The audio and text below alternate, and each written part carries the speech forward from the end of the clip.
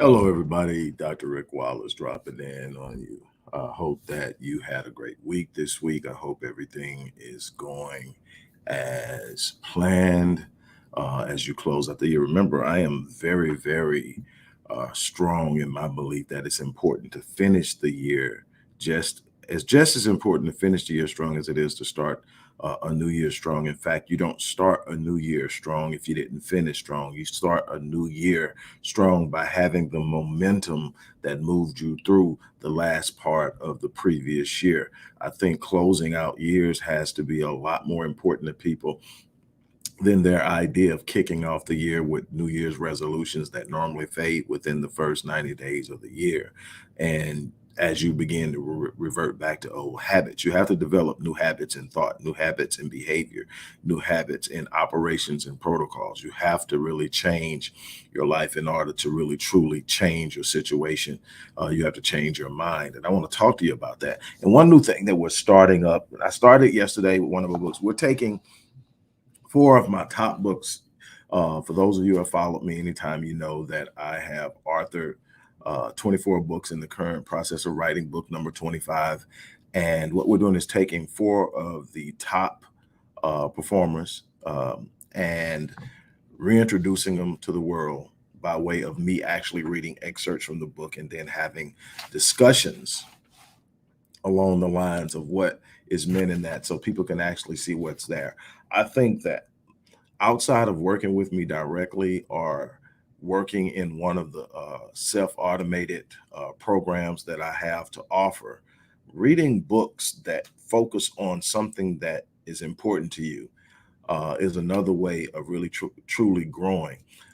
There are studies out there that say that the average person in the United States only reads one book a year, but the most successful 5% read on an average 4 books per month. Um, and everybody that I know that is remarkably successful, personally, that I personally know that are remarkably successful, are avid readers.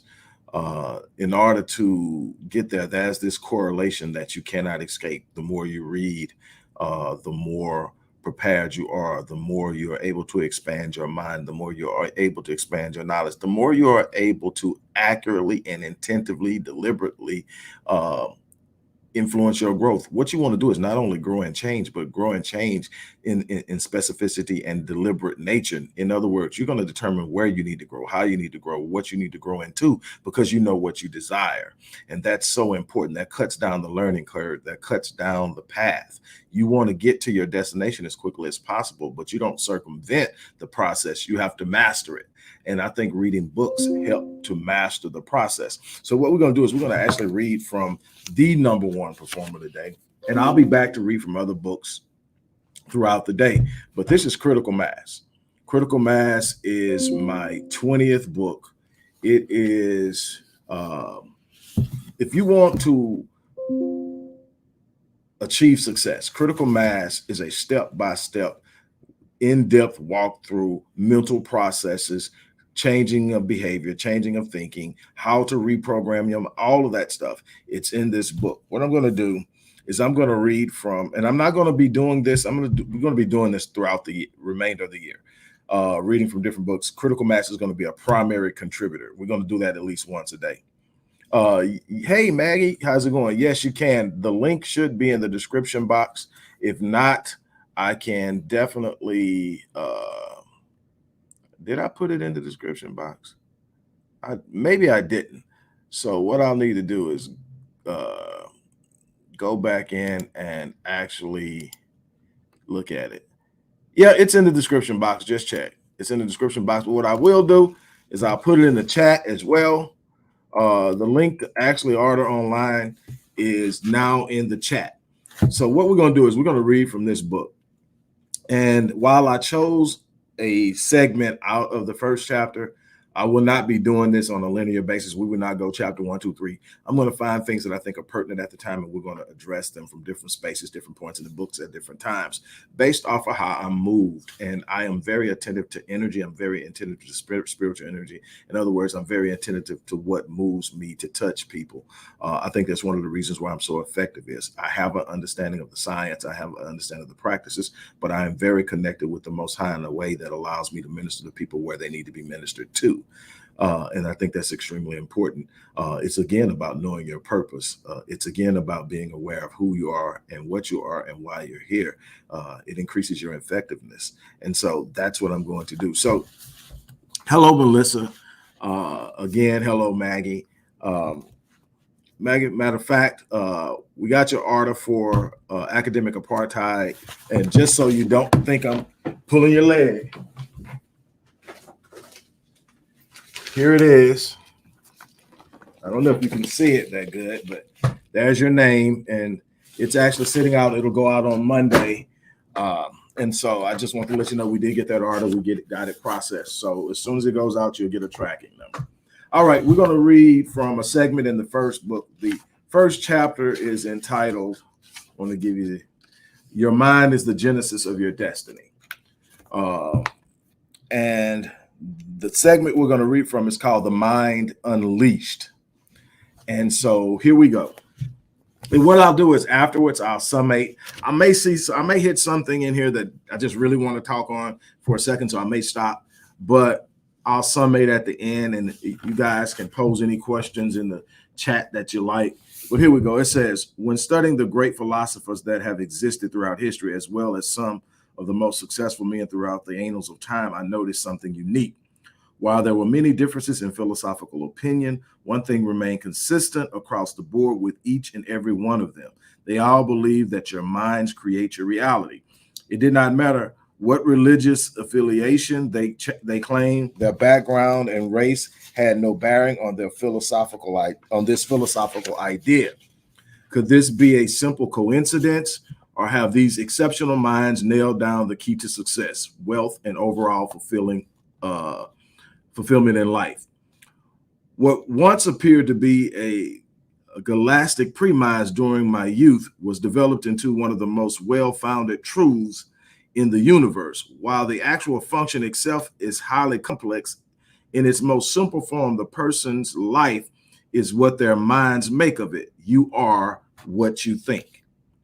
The human mind is one of the greatest marvels known to man. The truth is that even the most erudite scientists and historians only have a limited perspicacity or understanding of the massive potential and range of the human mind. However, what we do know with remarkable certainty is that he who is able to master his mind will master the challenges of life.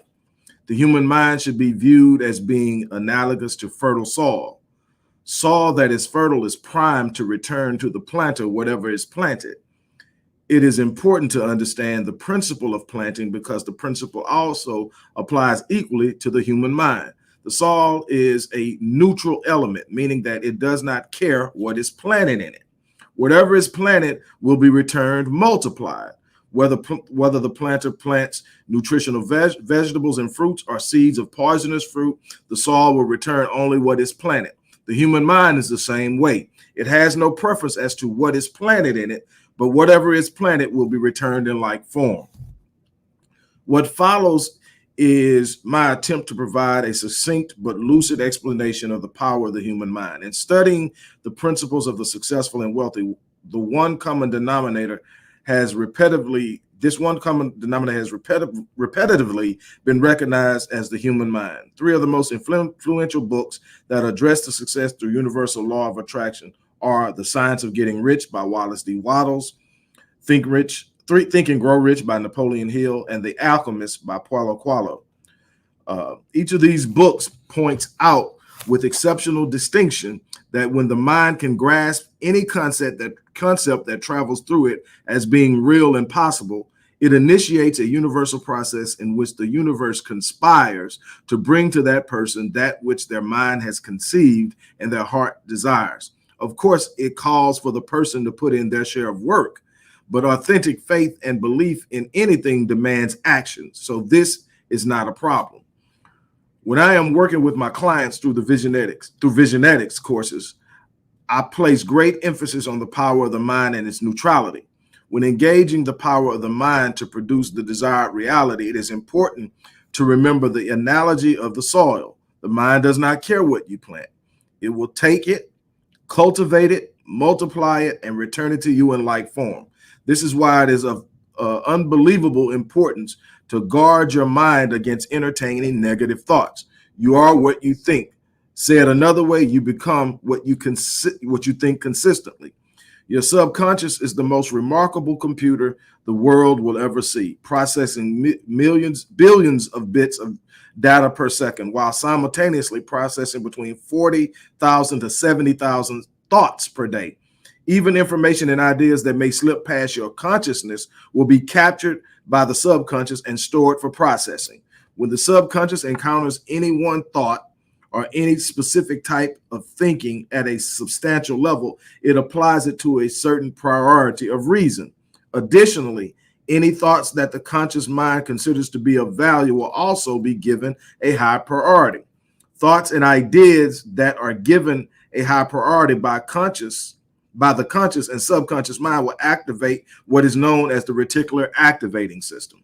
The brain is quite spectacular in all the functions that it carries out over the course of the day. In fact, each and every function that humans perform in the state of consciousness is facilitated by some part of the brain, even some subconscious actions as well.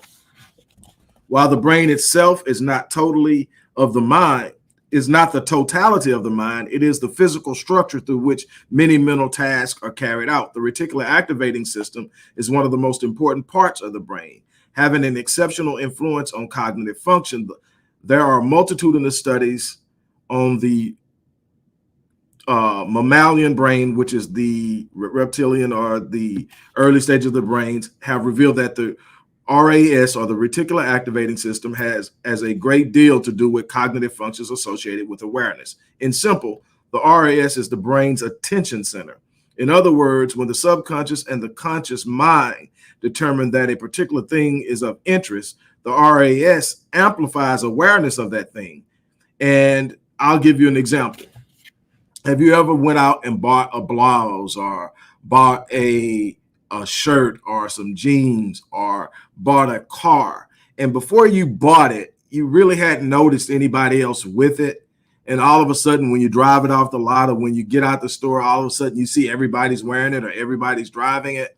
Well, the truth is that it didn't just appear. It didn't all of a sudden everybody went out and bought it when you bought it. It was always there, but the brain has to process and cipher through billions of bits of information per second. Everything can't be important because the conscious mind can only process 2,000 bits of data or information per second. So that the billions of bits that's moving around, everything that's going around, your subconscious picks up. Every ambient sound, everything that passes within front of your eyes or your ears hears, your subconscious mind processes and holds. It's in there.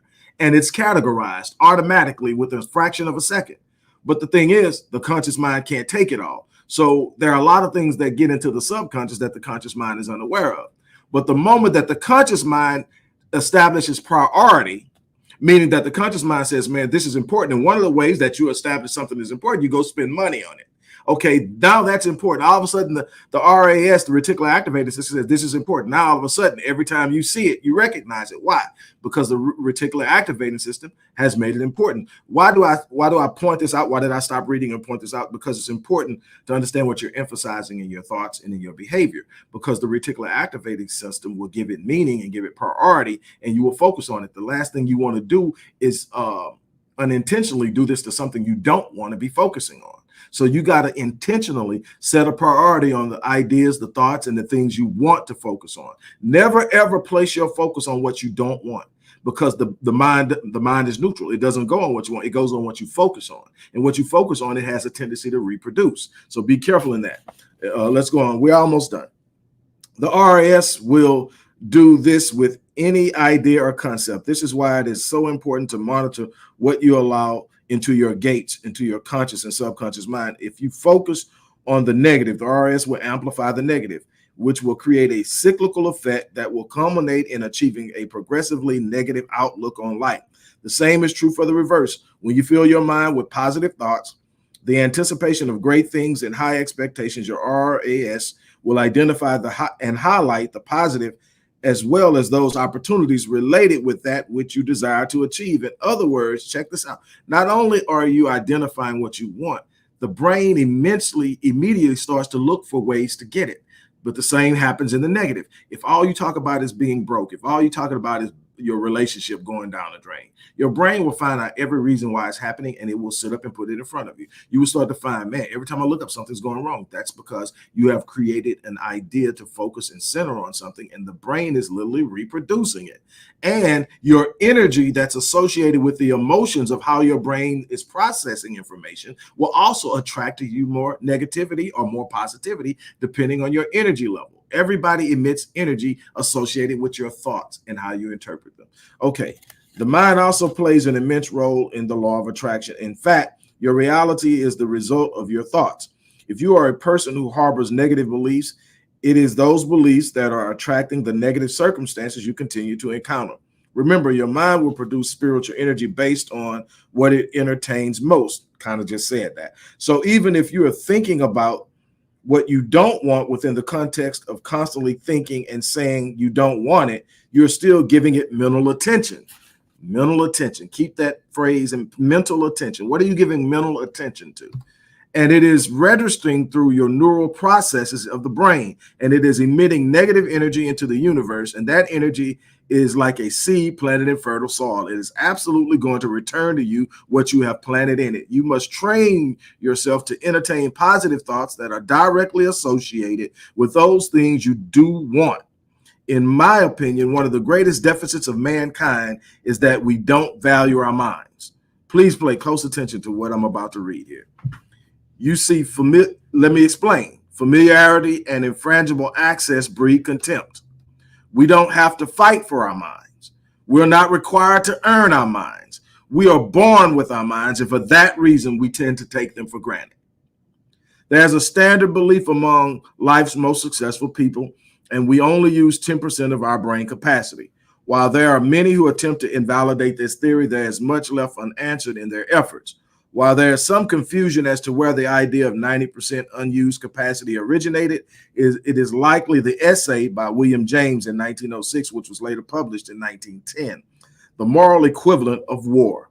While James did not say that humans only use 10% of their brain, he did say we are only making use of a small part of our possible mental and physical resources. I want to double back real quickly before I close this out. We're almost done. Yeah, we're almost done. Look, this part right here, you see familiarity and infrangible access breed contempt. When you have something that you are easily able to get to, you tend to take it for granted. You tend not to give it a great deal of value. You tend to sort of sit around and kind of move through it. Things you don't give a great deal of value to, you don't tend to invest in. You don't tend to optimize. You tend to kind of just move along and let it be. And the problem is your mind needs your attention. Your mind needs you to guide it. Your mind needs you to determine what you're going to feed it. Your mind needs you to be in direct control of what you're uploading into your mental framework, because your mental framework is going to produce your reality. If you're uploading negativity, if you're uploading fear, if you're uploading anxiety, if you're uploading stress, you're going to reproduce it. You're going to magnify it. You're going to make it worse. It's going to become a cyclical process that's going to produce things you don't want to produce, but you're not going to know how to stop it because you don't know how you created it. Well, I'm telling you now, this is how you create it. You created it by giving it attention. Stop giving it attention. Start giving attention to the things you want. The brain has an unbelievable capacity to take what you want, magnify it, come up with ways to do it. There are things that I didn't have access to the answer until I started the process. I can tell you that over and over again. There are things that I did not have access to until I started the process. I didn't get the access or the understanding before I decided I'm going to move on it. So I actually had to step out on faith and go into something believing that something positive was going to happen before I got the first positive result. A lot of you are sitting around and waiting on something to happen instead of moving into it and trusting and believing that when you move towards something worth having, that is possible, that the universe, that God, that nobody is going to stop you. God has promised that nothing will be impossible and that nothing will be withheld when you have good intent for it. Some of the things that people are going after, that they get it, they're going to do bad with it. That's another problem. We're not talking about that. We're talking about the things that can totally change your life so that you can totally change the lives of other people. Okay, say, here's what we do. We do know there's an entire population of people who consistently defy logic and reason as it stands in today's world. By all definition, these feats that they are accomplishing are impossible. So what sets these people apart from the rest? Is it their background? Absolutely not. These people come from highly diverse backgrounds where there are no common denominator to mention. Could it be they grew up with a silver spoon in their mouths and had a financial head start on others? No, the fact is that the majority of these people came from meager beginnings. So what is the difference? The one common denominator among every last one, is that they believe that they could. And they had a mindset that supported the type of behavior and habits that ensured that they would get whatever they set their minds to have. So, is this mental capacity exclusive only to those who are currently successful? Absolutely not. Every person on this planet has the capacity to develop a mindset that expects to do the exceptional, the extraordinary, and the phenomenal. Unfortunately, the clear majority are either unaware or choose not to. Even though our minds are capable of extraordinary feats, the vast majority of humans assign menial tasks to it, never challenge it to perform at the level of its capacity. Far too many people reside in the limitations and boundaries of a box that they have been placed in by the limited beliefs of others that have been passed on to them. The truth is that the only limits that are real in your life are the ones you accept as being real in your mind. Let me say that again. The truth is that the only limits that are real in your life are the ones that you accept as being real in your mind. When you uncap the potential of your mind, when the mind becomes completely unleashed, there's absolutely nothing that can be conceived that cannot ultimately be achieved. The person who possesses the mind unleashed is absolutely unstoppable. It is unfortunate that so many people allow the opinions of others to become their reality. They are being squeezed into these small areas and simply asked to exist. To them, it is too much to ask their mind to dream. Their imagination has become emaciated because it is inactive. It is a situation in which organic process has been replaced by systematic procedure, producing an assembly line of marginal performers in an infinite world of possibilities. When I take on a client, I immediately introduce them to the Warrior's Creed, which is designed to challenge people to demand more of themselves, to expect more out of life, and to accept no excuses from themselves or from others. The good news is that no matter where you are right now, you can change your life starting today. It will not be an overnight process, but you will be able to track your progress. You might begin by exchanging your negative beliefs with a positive one that supports your desires and aspirations. This will initially take a great deal of conscious effort, but you will be literally shifting paradigms, the lens through which you view life. The best way to change your belief system and your thought processes is by exposing your subconscious mind to information that supports the new belief system that you wish to develop. The things that enter your gates, your eyes and your ears, most frequently and consistently will impact your belief system.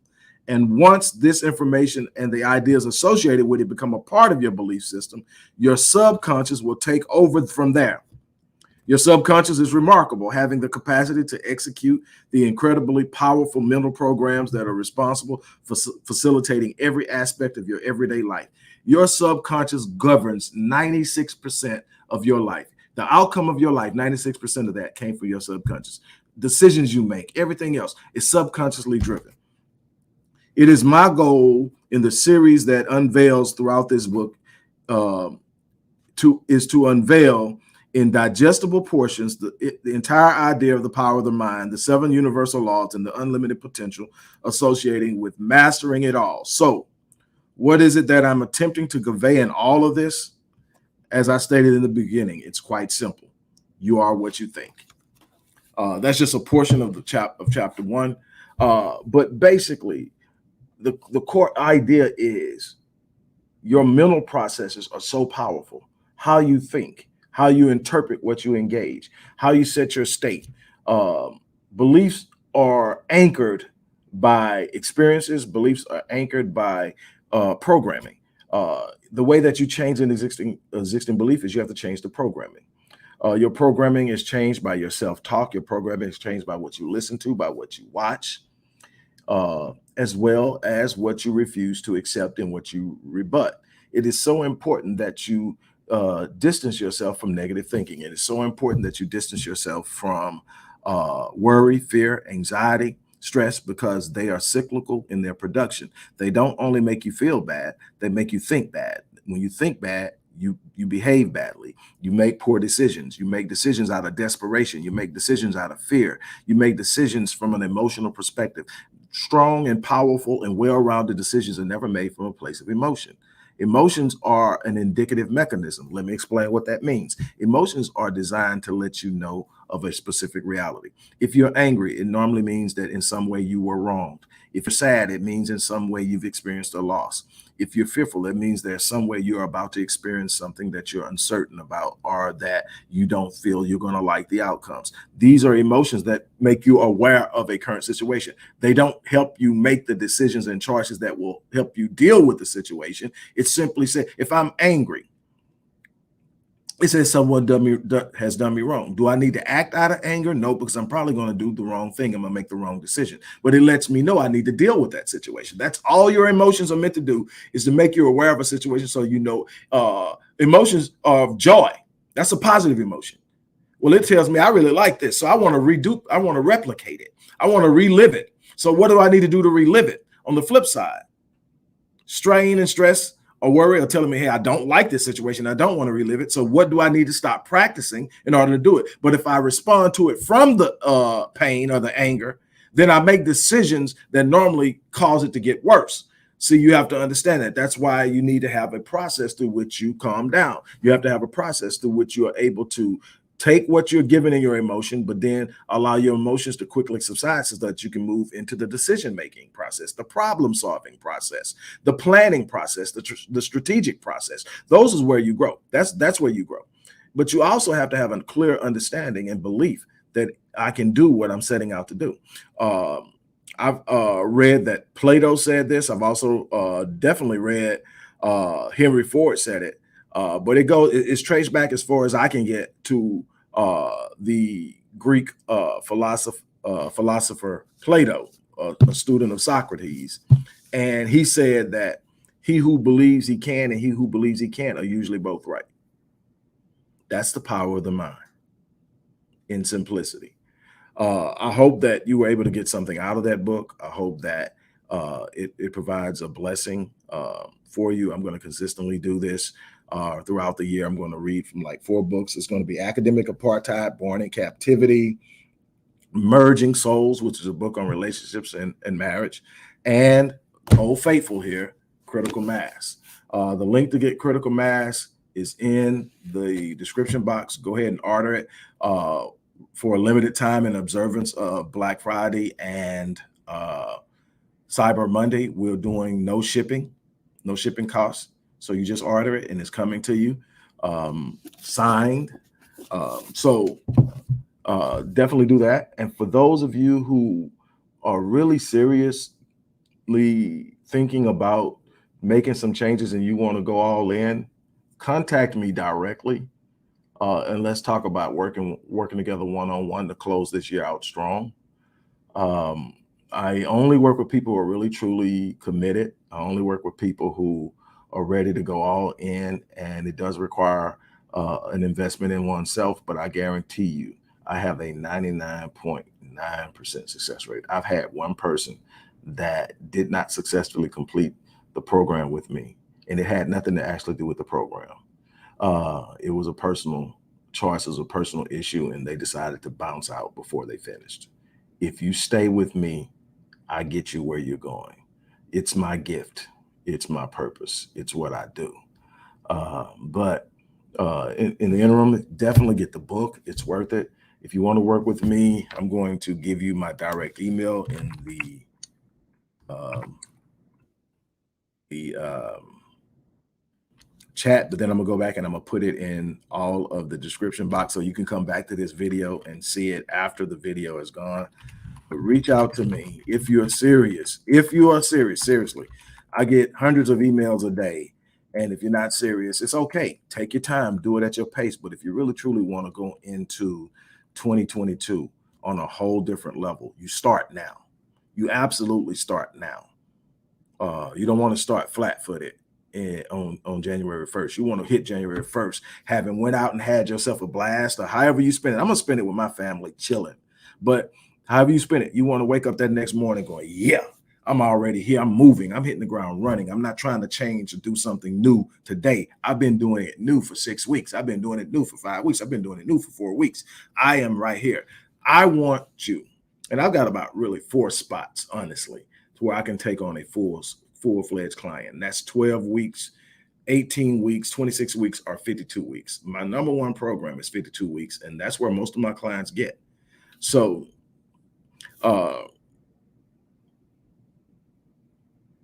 yeah, who knows about those 7 immutable laws? Oh man, somebody talking good on here. The geek surgeon, the 7 immutable laws, man. When you understand those 7 immutable laws of the universe, things change. The law of mentalism. You've got to understand that there's so much mysticism thrown out there that people just think you just throw up something and hoping it falls down. No, you create it. You create it. Now, the process takes longer for different people for different reasons, because nobody's in the same place mentally. Nobody's in the same place of the process. Nobody's going to the same place. Nobody's starting in the same place. So you don't measure yourself against anyone else. You set your mind and you grow your mind. You strengthen your mind and you strengthen your mental processes. You get rid of all of the toxicity. That's another thing that slows you down, that toxicity, the things that are coming in that are negative, that are literally slowing down your ability to function the way. Do you realize that you are possessing the physical and mental capacity to literally heal yourself physically? But in the Western culture, more than any other culture, you don't get to experience that or see that, because we're so bombarded with so many negative things that we don't even realize that the negativity we're living in is the greatest. Do you realize? I said this the other day. I'm gonna say this and I'm gonna stop. I done jumped off, but when he got on and said that, man.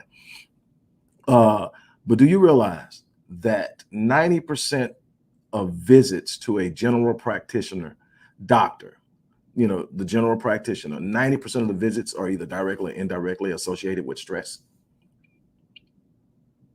Stress is the number one interfering mechanism with healing. Whether you're trying to do it through medicine, or you're trying to do it from a holistic or homeopathic or naturopathic method, stress is a killer. It attacks the organs. It attacks the cardiovascular system. It attacks the brain. And so when you learn to control that, when you learn to release it and let it go, when you learn to operate in a space that produces an energy of at least 500 hertz or higher, talking about gratitude and up. When you start talking about gratitude, experiencing love, and I'm not talking about romanticism, I'm talking about experiencing true, authentic, genuine love, and then all the way up to a level where it gets real good, and that's the level of revelation. That's when knowledge starts to come and you start to obtain new ideas, new thoughts, entertain new possibilities. That energy level goes through the roof. And do you realize you can manifest some unbelievable things internally? It's amazing the power that has been given to us by the Most High that we don't use. That's what I'm talking about. I don't put it all together because I don't want to shock people to where they don't want to believe. I want to lead them into it so they can see it. The things that we are capable of doing are immense and powerful. And I'm hoping that you guys get a chance to take advantage of that. So whether you just want to order the book, or again, if you want to join me, did I ever send that? Oh, there's the email. I thought I sent it already, but there's the email. And I'm going to go back and I'm going to put it in the description box. No matter where you're at, I'm going to put it in the description box. And hopefully it'll stay there. If not, I'll come back and add it later. But you can reach me at ceo@rickwallacephd.link and let me know you want to work with me, and we will make it happen. On that note, I'm going to get ready to get out of here. As I always say, I live my life on full, so that when I leave this place, I die on E, and I challenge you to do the same thing. On that note, I'm out of here.